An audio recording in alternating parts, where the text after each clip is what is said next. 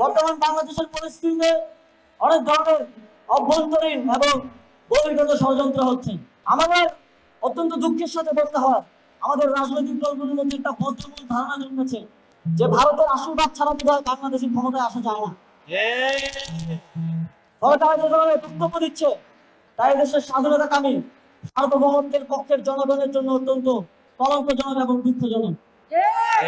আপনারা যদি মনে করেন ভারতের আশীর্বাদ ছাড়া দেশের ক্ষমতায় আসা যায় না, তাহলে বলতে হয় শেখ হাসিনার থেকে বেশি কারোর প্রতি ভারতের বেশি আশীর্বাদ ছিল না। সেই শেখ হাসিনার কি পরিণতি বাংলাদেশের জনগণ করেছে তা স্পষ্টভাবে আপনারা দেখতে পাচ্ছেন। আপনারা যদি ভবিষ্যতে সে ধরনের পরিণতির সম্মুখীন হতে না চান, বাংলাদেশের জনগণের ম্যান্ডেটকে এই ক্ষমতা আসার একমাত্র উপায় হিসেবে অবলম্বন করুন, অন্য কোন বহিরাগত শক্তির আশীর্বাদ নয়। বাংলাদেশের জনগণের ম্যান্ডেটই হবে যে কোনো রাজনৈতিক দল কিংবা সরকারের ক্ষমতায় আসার একমাত্র অবলম্বন। অতীত সংবিধানের সময়ে নানা কারণে কুমিল্লাকে বিভিন্নভাবে বঞ্চিত করা হতো।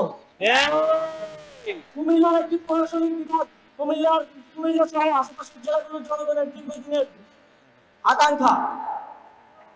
চট্টগ্রাম বিভাগে গিয়ে বিভাগীয় কার্যক্রম পরিচালনায় অনেক বেগ পেতে হয় এই অঞ্চলের জনগণকে, এবং সে বিষয়ে সরকার বিভিন্ন উদ্যোগও নেওয়ার প্রস্তুতি ছিল।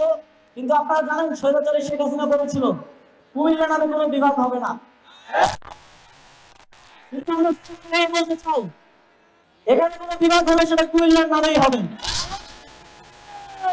আমি সরকারের সর্বোচ্চ নীতি নির্ধারকদের সাথে কুমিল্লাকে একটি প্রশাসনিক বিভাগে রূপান্তরের জন্য আলোচনা করব এবং অতি দ্রুত সময়ের মধ্যে তা বাস্তবায়নের জন্য প্রচেষ্টা করব।